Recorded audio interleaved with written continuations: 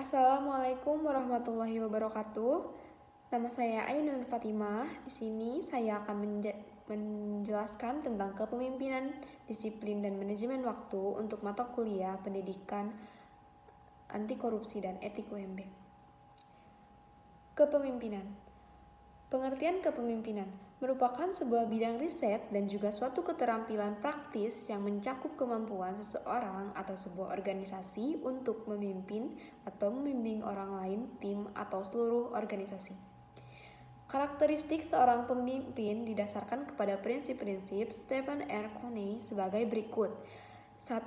Seorang yang belajar seumur hidup, mempunyai pengalaman yang baik maupun yang buruk sebagai sumber belajar. Kedua, berorientasi pada pelayanan. Seorang pemimpin tidak dilayani tetapi melayani.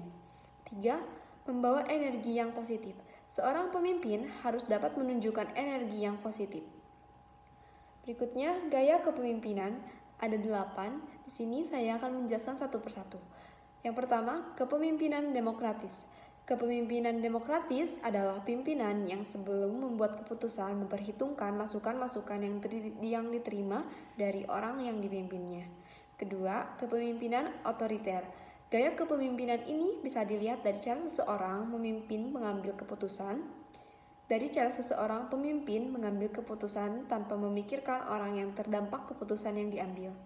Ketiga, kepemimpinan delegatif. Kepemimpinan delegatif adalah gaya kepemimpinan di mana seorang pemimpin memberikan otoritas kepada tim yang dipimpinnya dalam menyelesaikan tugas dan tanggung jawab. Kepemimpinan strategis. Gaya kepemimpinan strategis menempatkan dirinya antara tugas atau tujuan yang harus dicapai dan kesempatan untuk berkembang dari tugas yang diberikan. Yang kelima, kepemimpinan transaksional.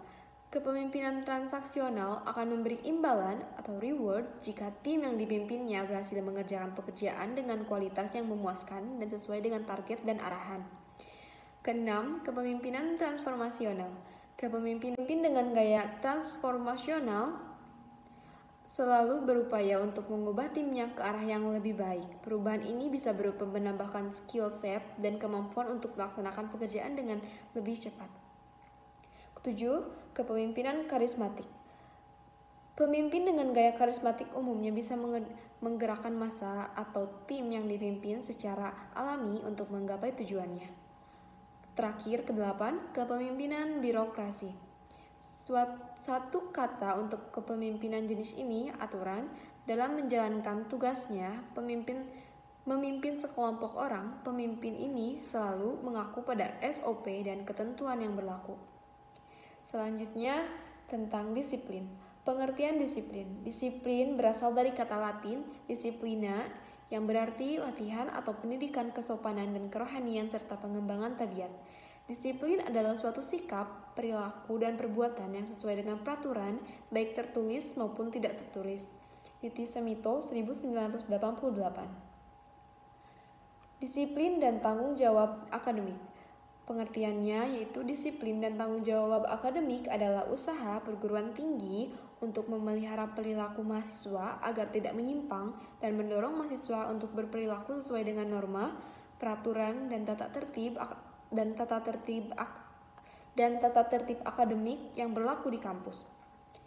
Norma, peraturan, dan tata tertib yang berlaku di kampus dapat berupa peraturan akademik, etika berpakaian, dan etika berperilaku pergaulan. Selanjutnya ada jenis disiplin dan tanggung jawab akademis, yaitu disiplin preventif, upaya menggerakkan mahasiswa mengikuti dan mematuhi peraturan yang berlaku, sedangkan satunya lagi disiplin korektif, merupakan tindakan atas pelanggaran terhadap aturan akademik berupa sanksi untuk memberi pelajaran dan memperbaiki diri, memelihara dan mengikuti aturan. Selanjutnya ke materi yang baru, manajemen waktu. Pengertian manajemen waktu. Manajemen berasal dari kata to manage yang berarti mengatur atau mengelola. Manajemen adalah suatu proses penyelenggaraan berbagai kegiatan dalam rangka penerapan tujuan dan sebagai kemampuan atau keterampilan orang yang menduduki jabatan manajerial untuk memperoleh suatu hasil dalam rangka pencapaian tujuan melalui kegiatan-kegiatan yang lain. Aspek-aspek manajemen waktu ada 4, yaitu menetapkan tujuan dan prioritas. Kedua, teknik dan mekanika manajemen waktu atau perencanaan perjadwalan. Ketiga, kontrol terhadap waktu. Keempat, preferensi untuk terorganisasi. Selanjutnya, bab pembahasan terakhir, faktor-faktor yang mempengaruhi manajemen waktu. Faktor dalam diri yang melakukan kesalahan. Dalam manajemen, manusia meminimalisir kesalahan di masa lampau. Kedua, faktor pandangan hidup. Dengan pandangan hidup yang jelas tergambar dalam benak sebuah masa depan. Tiga, faktor lingkungan kampus. Dalam fasilitas kampus yang memadai, mahasiswa mampu menimba ilmu secara otodidak yang kurang didapat di bangku kuliah. Sekian penjelasan dari saya. Mohon maaf bila ada salah kata.